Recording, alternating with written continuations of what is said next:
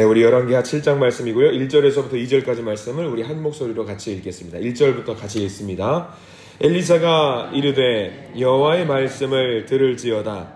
여호와께서 이르시되 내일 이맘때에 사마리아 성문에서 고운 밀가루 한 스아를 한 세겔로 매매하고 보리 두 스아를 한 세겔로 매매하리라 하셨느니라.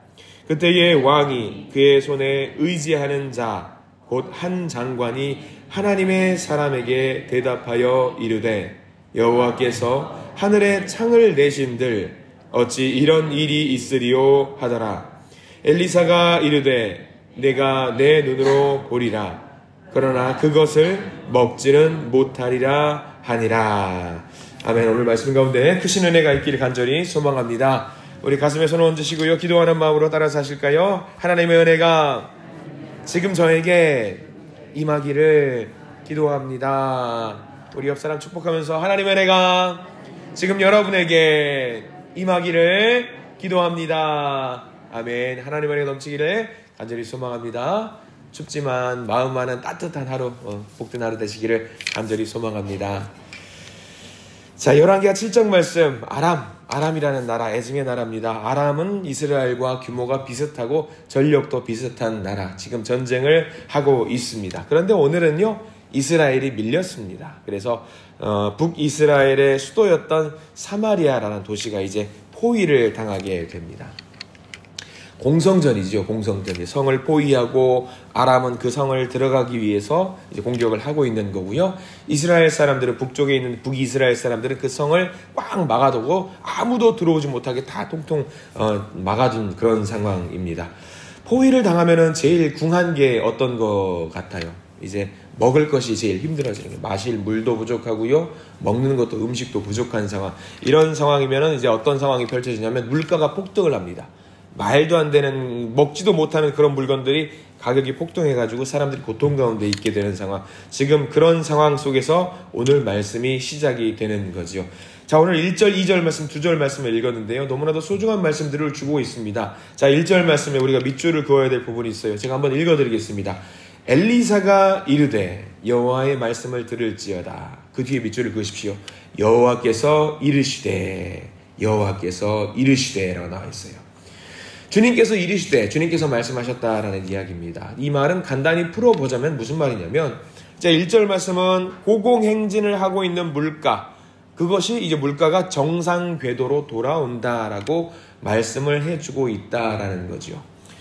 전쟁 중이면 기본적으로 물가가 비쌀 수밖에 없습니다. 특히 지금 상황은 언제 점령을 당하게 될지 알 수 없는 상황입니다. 그런데 지금 엘리사 선지자가 성문에서 사람들에게 선포를 하고 있는 거지요. 뭐라고 선포를 하고 있냐면 바로 내일 이 시간에 여러분들이 먹게 되는 곡물 가격이 아주 싼 값에 거래가 될 것입니다 라고 선포를 하고 있는 거죠. 근데 오늘 말씀에서 우리 여러분들 보셔서 아시겠지만 엘리사의 입에서 선포되는 말은 엘리사의 말이 아닙니다. 누구의 말이죠? 여호와 하나님의 말씀이에요. 그래서 거기 밑줄을 그어야 되는 거예요. 엘리사의 말이 아닙니다. 하나님께서 하고 계신 말씀입니다. 이 말은 하나님께서 그의 자녀들을 살리시고 결국에는 다시 구원하신다라는 선포의 메시지가 담겨 있는 것입니다. 곡물 가격이 싸진다라는 것은 뭘 말합니까? 곡물이 어떻다라는 거예요. 궁하다, 풍성하다, 곡물이 풍성해진다라는 것을 말을 합니다. 곡물이 풍성해진다라는 것은 무슨 말을 하냐면 성 밖으로 나갈 수 있다라는 것을 말하거든요. 그런데 2절 말씀에는 이 엘리사의 선포에서 그치면 안 됩니다. 엘리사의 선포를 넘어서는 하나님의 말씀을 비웃는 사람이 한 사람이 등장을 합니다. 2절 말씀을 한번 보겠습니다. 2절 이렇게 나와 있습니다. 제가 읽어드립니다. 그때의 왕이 그의 손에 의지하는 자 곧 한 장관이 하나님의 사람에게 대답하여 이르되 여호와께서 하늘에 창을 내신들 어찌 이런 일이 있으리요 하더라. 엘리사가 이르되 내가 내 눈으로 보리라. 그러나 그것을 먹지는 못하리라 하니라. 자, 거기 우리 밑줄을 그어야 될 부분. 여호와께서 하늘에 창을 내신들 어찌 이런 일이 있으리요. 시대를 이끌었던 사람들은 하나님의 사람들이고요. 하나님께서 택하신 자녀들이고요. 서민들이 시대를 이끌어가게 됩니다. 오히려 이럴 때 보면은 위정자들이 하나님과 반대되는 생각들을 하는 경우가 많이 있습니다. 지금 북이스라엘도 마찬가지입니다. 그런데 2절 말씀 중에 방금 우리가 읽었던 밑줄 그으라고 말씀드렸던 말씀, 하늘에 창을 내신들 어찌 이런 일이 있으리요, 이 말이 오늘 처음 나온 말이 아니에요. 여러분들 익숙한 말일 겁니다. 언제 나왔냐면 노아 시대 때 홍수로 세상을 멸하기 이전에 노아가 말을 합니다. 뭐라고 말하냐면 하나님께서 홍수를 일으키실 것이다. 준비를 해야 된다. 우리가 회개해야 된다라고 했을 때에 그때 하나님의 말을 듣지 않고 사람들이 뭐라고 말했냐면 하늘에 하나님이 창을 내신다 한들 무슨 홍수가 나겠느냐라고 했던 말을 그대로 가져와서 이야기하는 거예요. 뭐냐면 비꼬는 거예요.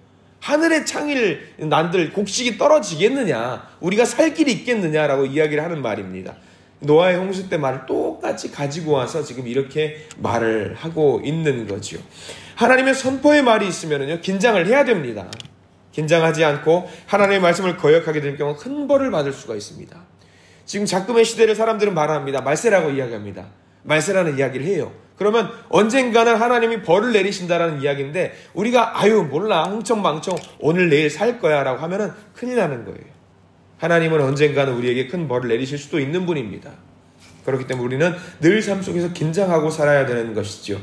하나님은 이 구원의 역사를 실행에 옮기십니다. 이 실행에 옮기시는데 전혀 엉뚱한 곳에 있는 사람들을 하나님은 사용하셔요.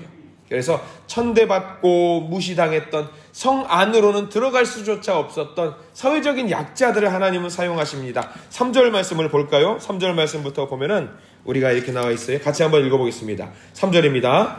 성문 어귀에 나병 환자 4사람이 있더니 그 친구에게 서로 말하되 우리가 어찌하여 여기 앉아서 죽기를 기다리랴. 여기 나와 있는 나병 환자 4명은 성문 안으로 들어갈 수가 없습니다.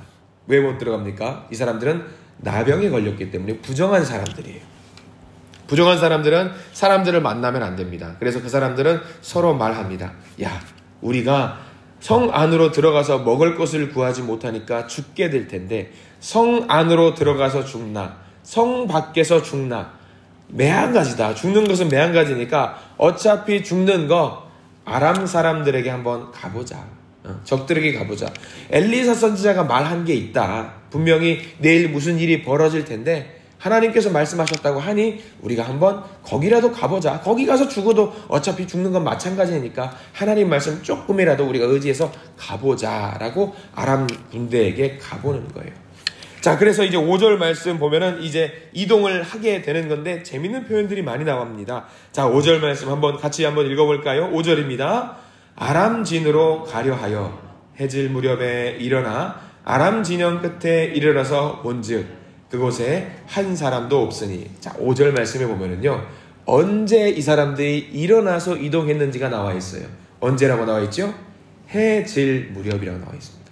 거기 반드시 표시를 해두세요. 해질 무렵. 자, 기억을 해두시고요. 이제 해질 무렵에 일어나서 아람 진영으로 갔는데 아람 진영에 사람들이 있어요, 없어요? 한 명도 없어요. 한 명도 없어요. 6절에 보면 이렇게 나와 있습니다. 우리 6절, 7절까지 읽을 텐데 먼저 6절 먼저 읽어보겠습니다. 6절 시작. 이는 주께서 아람 군대로 병거 소리와 말 소리와 큰 군대의 소리를 듣게 하셨으므로 아람 사람이 서로 말하기를 이스라엘 왕이 우리를 치려하여 헷사람의 왕들과 애국 왕들에게 값을 주고 그들을 우리에게 오게 하였다 하고. 자, 하나님께서 지금 엘리사에게 아까 선포를 하셨습니다. 하나님이 움직이시는 거예요. 하나님이 지금 작전을 펼치시는 거예요. 무엇을 하시는가? 하나님께서 이 아람 적군들로 하여금 환청을 듣게 만드는 거죠. 큰 군대 소리와 말소리와 병거 소리를 듣게, 지축을 흔드는 소리를 듣게 만드는 거예요. 아람 사람들이 놀라는 거죠. 이 소리는 어디서 나는 소리냐? 이스라엘 왕이 용병을 샀구나. 어마어마한 군대가 오고 있구나 라고 놀래게 만들어서 도망가게 만든 거예요. 근데 우리가 방금 5절 말씀에 이 나병 환자들이 언제 움직였냐? 해질 무렵이라고 했죠? 7절 말씀 보시기 바랍니다. 7절 말씀 같이 읽어봅니다. 시작. 해질 무렵에 일어나서 도망하되 그 장막과 말과 나귀를 버리고 진영을 그대로 두고 목숨을 위하여 도망하였음이라. 자, 이 아람 사람들이 도망간 타이밍이 언제인지 보십시오. 거기 밑줄 그어두세요. 해질 무렵에 일어나서. 해질 무렵에. 놀라운 일들을 하나님이 만드신 거죠. 모든 아람 사람들이 어마어마한 소리를 환청을 들었어요. 근데 그 소리가 무슨 소리였을까? 무슨 소리였을까? 우리가 방금 해질 무렵이라고 표시를 했죠. 그리고 5절에 그 나병 사람들이 일어나서 움직인 시간 언제냐면 해질 무렵입니다. 이 사람들이 무슨 소리를 들었는지 우리는 명확하게 알게 됩니다. 이 4명 나병 환자 별로 믿음 없었어요. 작은 믿음이 있었겠죠. 그래도 좀 살아보겠다고 하나님이 뭔가 말씀을 하셨으니 에이 그래 엘리사 선지자가 한 말이 있으니 그 말 의지해서 한번 가보자. 별로 가능성은 없고 우리가 가서 죽을지도 모르지만 그래도 우리는 움직여보자. 이 소리를 들은 거죠. 아람 사람들은. 여러분 나병 환자 그들은 별거 아니고 작은 사람들입니다. 그러나 하나님의 말씀을 작게나마 신뢰하고 발걸음을 뗀 사람들, 몸도 성하지 않은 사람들, 4명의 소외되었던 사람들, 이 사람들을 보면은 뭐 살점이 떨어져 나가고, 글쎄요 상상을 해볼까요? 어떤 사람들은 살점이 떨어져 나가가지고 발이 없는 사람들이 있을 수 있을 거예요. 질질 몸을 끌면서 가는 사람도 있었을 겁니다. 그런데 그 소리를 통해서 하나님은 쓰신 거예요. 아람 사람들이 그 소리를 듣게 만들므로 인해서 야 이게 무서운 소리다 라고 도망가게 만드신 거죠. 죽자고 간 거예요. 이 사람들 여기서 죽으나 저기서 죽으나 마찬가지니까. 엘리사가 했던 말이 있습니다. 하나님께서 살리신다는 선포의 메시지를 했어요. 그 작은 소리를 연약한 마음으로 믿고 의지하고 나아가는 거죠. 하나님은 이 작은 사람들을 쓰셨습니다. 세상은 대단해 보이고 우리는 별거 아닌 것처럼 보일 때가 있습니다. 우리도 나병 환자처럼 내가 무슨 힘이 있어, 나는 보잘것없는 작은 힘이야, 나는 작은 사람이야 라고 하면서 좌절하거나 포기할 때가 있습니다. 그러나 그 좌절하는 사람이라고 할지라도 그 마음속에 작은 믿음이 있다라고 한다면 이 작은 믿음은 반드시 하나님께서 그 믿음을 쓰신다라는 거죠. 겨자씨 하나 같은 그 작은 믿음이라고 할지라도 하나님은 크게 만드신다고 약속을 하셨습니다. 그래서 하나님은 이 나병 환자들을 통해서 천군과 천사를 동원해서 이 아람 사람들로 하여금 환청을 듣게 만들었고 이 아람 사람들이 물러갈 수 있도록 하나님은 역사하신 것입니다.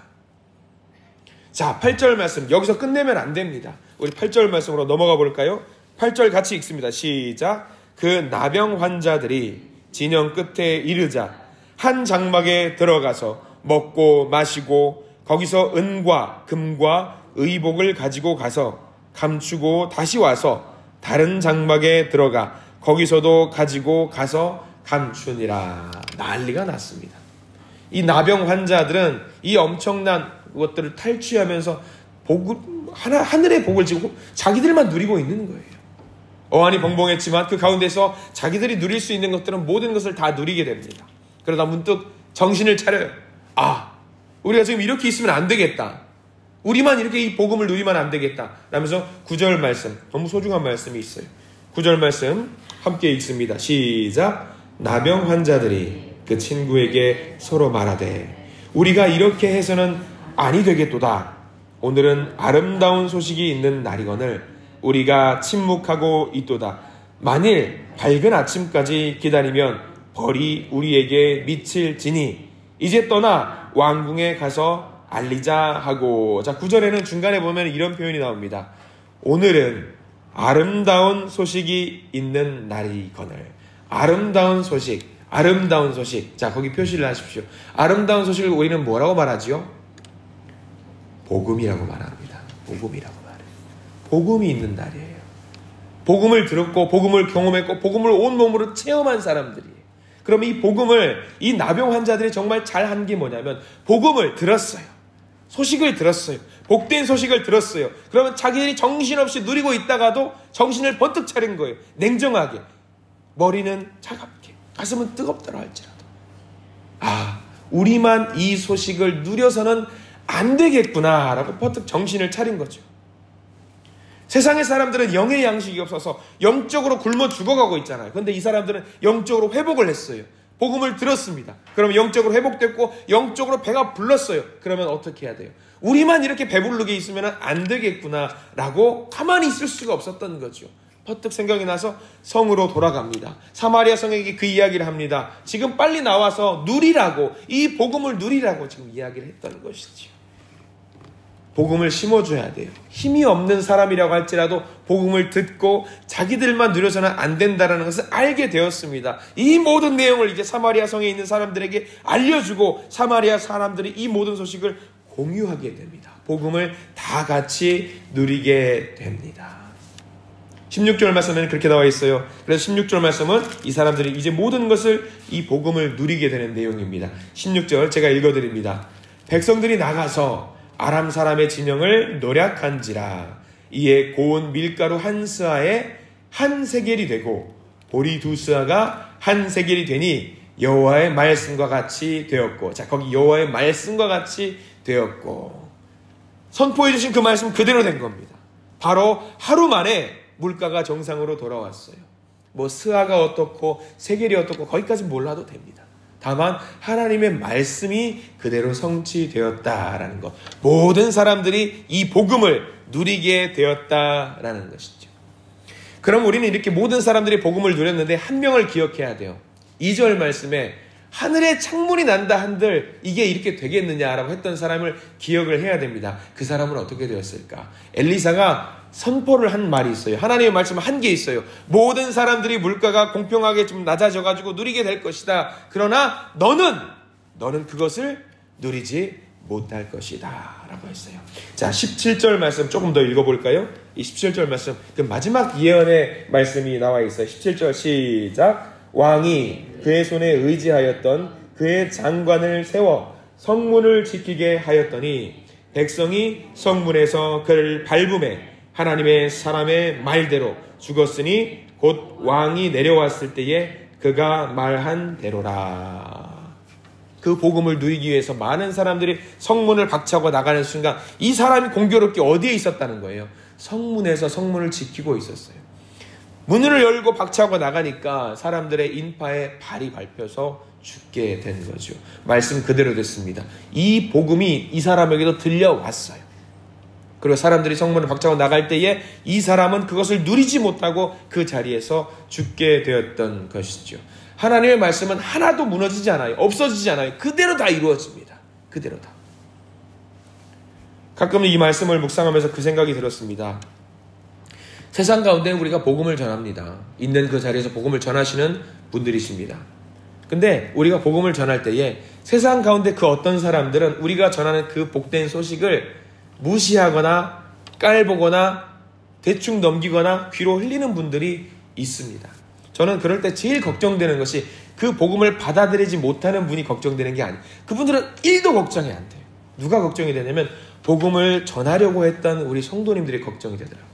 근데 여러분 걱정하지 마십시오. 왜냐하면 우리가 할 수 있는 것을 하고 난 뒤에는 그 모든 것들을 책임져 주시는 분이 누구라는 것을 오늘 말씀을 통해서 우리가 의지해야 돼요. 누가 책임져 주시는 거예요? 하나님께서 우리의 모든 것들을 책임져 주시는 거예요. 우리가 할 수 있는 것을 다 했으면은요, 그걸로 충분한 거예요. 나병 환자, 우리가 똑같습니다. 힘이 없고 우리도 나약한 사람들이에요. 그러나 하나님께서 그 사람들을 쓰셨어요. 복음을 전했습니다. 전하는 것을 누리는 사람들이 있는가 하면 누리지 못하는 사람들이 있어요. 그러면 그것은 하나님의 몫입니다. 우리는 우리가 할 수 있는 것을 다 했기 때문에 하나님은 분명히 우리에게 복된 소식을 주실 거고 이 복을 마음껏 누릴 수 있도록 우리를 인도하실 줄 믿습니다. 여러분들 걱정하지 마시고 어려워하지 마십시오. 다만 우리가 오늘 말씀을 통해서 깨달아야 될 것은 복된 소식을 얻었을 때에, 복된 소식으로 내 영이 배불리 먹었을 때에 나만 그것을 누리고 그냥 없애버리는 일이 없어야 된다라는 이야기를 오늘 말씀을 통해서 우리에게 해주고 있는 겁니다. 자, 오늘 하루 말씀 가지고 나갑니다. 순간순간 우리에게 주시는 복음의 메시지와 복된 소식, 그런 것들이 있을 텐데 그것을 기쁨으로 누리시는 우리 모든 성도님들 되시기를 간절히 소망합니다. 또한 그 메시지를 통해서 하나님께 영광을 돌릴 수 있는 우리의 기쁨의 삶이 되기를 간절히 소망합니다. 선물로 주신 오늘 하루의 삶이 기쁨 넘치는 아름다운 하루가 되기를 간절히 축원합니다. 기도하겠습니다. 하나님 감사합니다. 우리는 이 4명의 나병 환자처럼 우리의 앞가림도 잘 하지 못하는 연약한 사람들입니다. 그러나 하나님은 이런 사람들을 사용하셔서 큰 말과 병거와 군대로 적들에게 나가게 하십니다. 그리고 그렇게 하셔서 적들이 도망가게 만드십니다. 적들이 아무것도 아니라는 것을 우리가 알게 만들어 주십니다. 그리고 그 안에 누리는 주 안의 은총과 하나님의 사랑을 우리만 누릴 것이 아니라 반드시 전하라 하십니다. 우리에게 갈 수 있는 용기를 주시고 부를 수 있는 만남을 주시고 말할 수 있는 담대함을 허락하여 주시옵소서.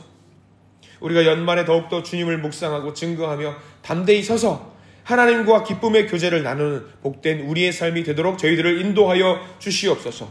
우리와 함께 하시는 주님 감사합니다. 우리에게 찾아오신 주님 감사합니다. 예수 그리스도 이름으로 간절히 기도드립니다. 아멘.